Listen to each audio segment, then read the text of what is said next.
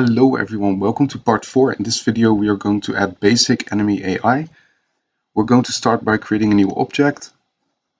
I'll call it obj enemy parent. And we're going to use a parent object in which we're going to set up the basic enemy AI. And then we're going to create another enemy object which is a child of the parent, so it actually will copy over all the functionality. And if you're familiar with Java, it's basically polymorphism. Yeah, well, let's get started. I already created some sprites and I'll just use a random one. And in the create event, we're going to determine its move speed and health.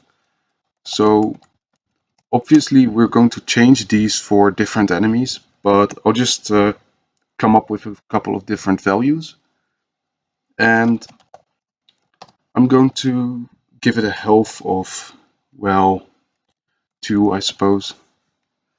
Doesn't really matter, just do whatever you feel like. Now we're also going to need a fire rate for the AI. Let me check what I called it for the player.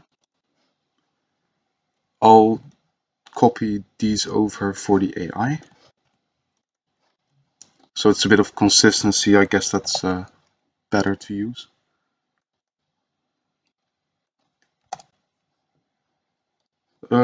I'll put its cooldown on 30.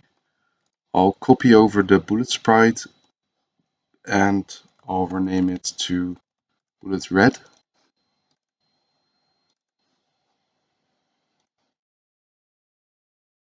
Alright. I also made a simple explosion sprite. But I'll just change the color for this one as well. Alright, so we have our bullet sprite. Now we're going to work on the enemy object. Do the movement mechanics first. So we're going to check if the player exists, and if it does, we're going to move towards it.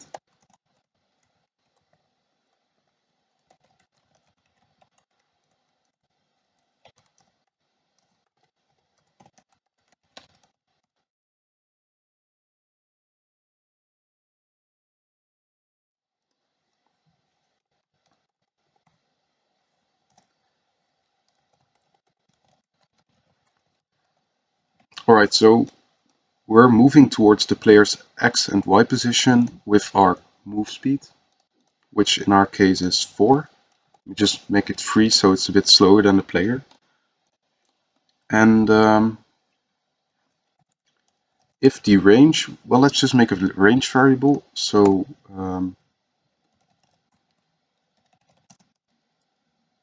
let's just put it on 150 for now. And if if the distance to the player is less than 150, we're going to disable the AI from firing. So it will first move towards the player. So we're going to check the point distance to the player. And it takes 4 parameters, which is in our case our X and Y position and the player's X and Y position.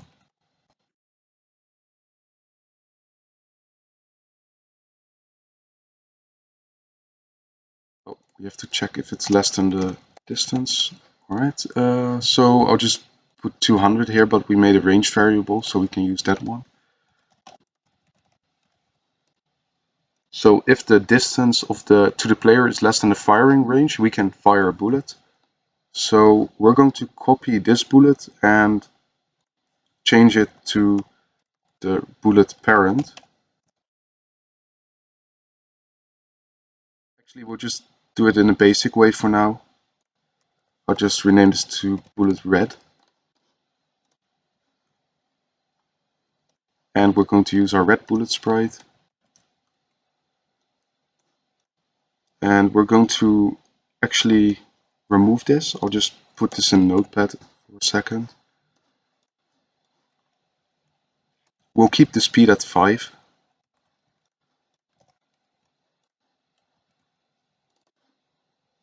So we're going to actually make a new layer in our room, because usually you want the projectiles to be on a different layer than the basic instances.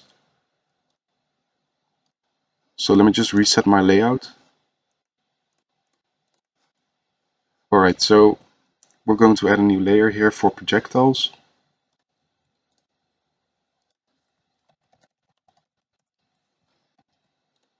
And in the player, we're going to change the layer in which we create the bullet to the projectiles layer.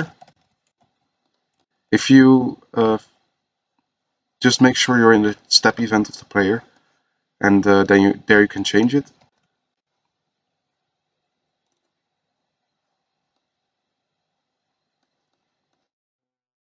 Yeah, alright, so we can continue now. We're going to create a new instance of the bullet. It's actually instance create layer. We're going to create it at our current X and Y position. So the AI is going to fire from his own position. The layer is called projectiles. And the object is called obj bullet red.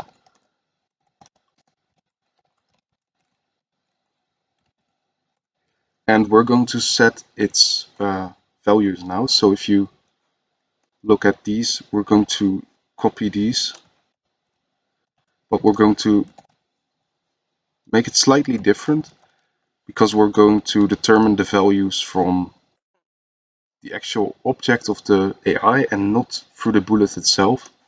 So we're going to say, we're going to make this a variable.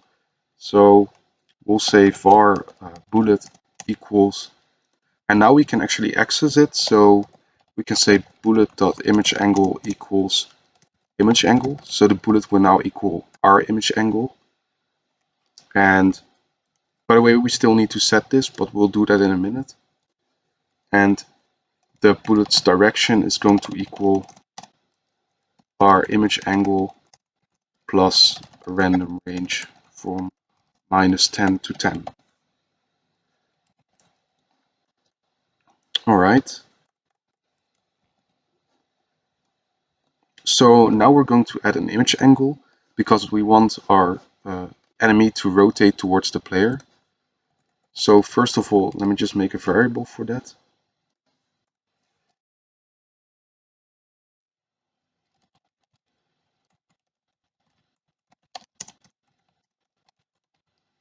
And we're going to use point direction from our X and Y position to the player's X and Y position.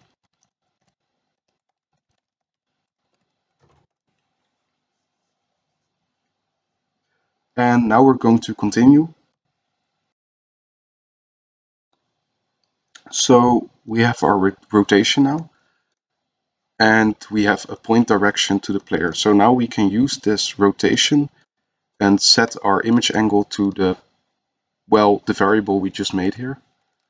So we're going to say image angle equals rotate towards player. And yeah, so now we set the correct image angle. But after we fire, we also need to set a cooldown. So the point distance has to be less than the firing range, but we also have to be able to fire. So we're going to say and, this is and, our enable fire has to be true.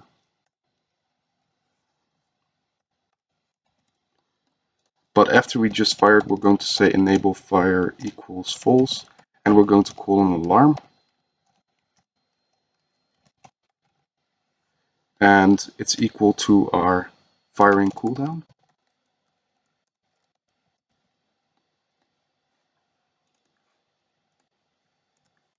That we set here, so it's 30 in our case. Now we're going to add an alarm. And we're going to say enable fire equals true, so we're allowed to fire again. So we obviously want bullets to be able to hit other objects. So in our bullet red event, we're going to add a collision event with the player. And we don't actually have any health variable for the player, so we're going to add that later. But for now, I'll just put it to do there. We can actually already create a damage for the bullet, so that the enemy can actually die. So we're going to add that to the obj enemy parent. So if any child object of the parent is hit by a bullet, it will also take damage. So we're going to reduce its health. So other dot health minus equals 1, and then we're going to destroy the bullet instance. But we're also going to spawn a bullet hit sprite. So we're going to create an object for that, and we'll call it obj bullet hit for, I don't know, blue. And yeah, we'll use the bullet hit sprite, and we will add a create event. Oh, actually, we don't need a create event. That's my bad.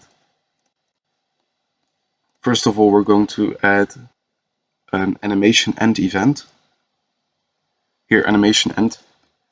And when it ends, we're going to destroy the instance.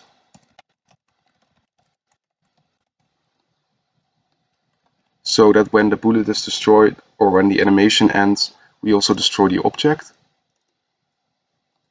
And in the bullet, we're going to create an instance for it now. So we're going to say instance create layer with our X and Y position. So that's the bullet's X and Y position, by the way. And we're going to create it on the projectiles layer. And the object is called obj bullet hit blue. Alright, so when we hit an enemy, the bullet will be destroyed and create a hit sprite. We made an object for it right here. So now we are going to add an actual enemy. We're going to duplicate this event, and we're going to say obj enemy red. Oh, actually, you don't need to duplicate it. Let me just do it the other way to show you how it works. So we have our enemy red, and we're going to give it a parent, which is the obj enemy parent. So now it will actually inherit everything from the enemy parent. Alright, so now that we have our enemy, we can actually test it in the room. So basically, if you note that if you want to change these values, you'll have to overwrite the event. What I usually do is I just copy this, then I click on override event, and I just paste it again. So now you have the ability to change the values. And I usually always do it for the step event and create event if I want to change anything. Note that the other difference between inherit and override is that from inheriting you can't actually change anything. So when I copy this and inherit the event, just says event inherited, and that's it. It's a lot harder to actually change things. So I usually don't do that. I'll just use it, put it like this for now. So yeah, let's add our enemy to the room and see what happens. I'll just give it a sprite. And make sure to actually add it in the right layer. So we'll add it on our instances layer. And well, I'll just move it to the layer to the left a bit. And well, let's see what happens.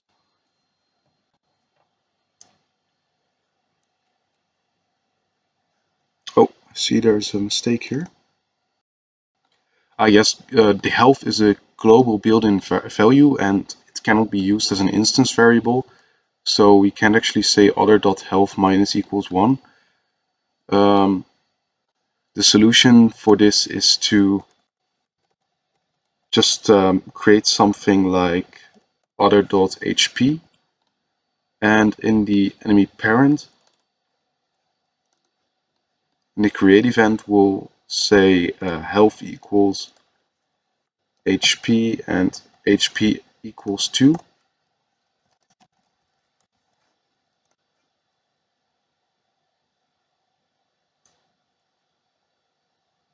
GameMaker doesn't really appreciate it if you change its built-in values.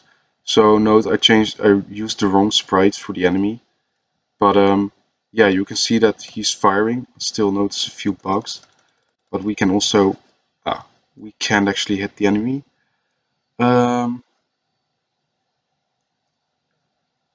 Unknown variable.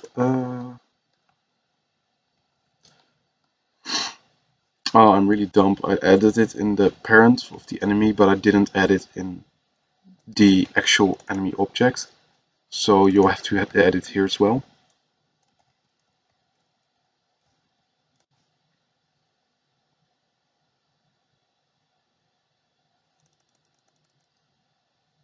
And now we can actually hit our enemy. You can see like a small explosion. And our enemy is chasing us. Let me just fix the sprite so you can actually see how he uses his weapon. And you can see that the enemy fires on the player. It's probably a good idea to increase the range of the enemy. But yeah, you can see the enemy actually, the enemy's health will actually be negative now. So we're going to make sure he dies when he's hit a couple of times. So in the enemy parent, we're also going to edit this. In the step event, we're going to say that if the health equals 0, the object is going to be destroyed. Oh, by the way, we actually don't need to use health. We can actually just remove this and use HP. And I'll do the same here. And in the step event of our parent, we're going to add that if the HP is less or equal to 0, we're going to destroy the instance. And note that if you only want to do one thing, you don't need these. You can actually just put it right behind it. This will work just fine. And we're going to copy it and paste it in the enemy event. And I also noticed that it looks a bit weird when the projectile is created on top of the player. So we're actually going to move the projectiles layer down. So now it will be created under the player and the enemy. So that will hopefully look a bit better. And yeah, well, let's see what happens now. So you can see that the enemy is firing, and if I shoot him twice, he should disappear. And there you go, you see he's gone. This is basic enemy AI. In the next video, we'll probably expand this. Yeah, I hope you enjoyed the video. Let me know what you think.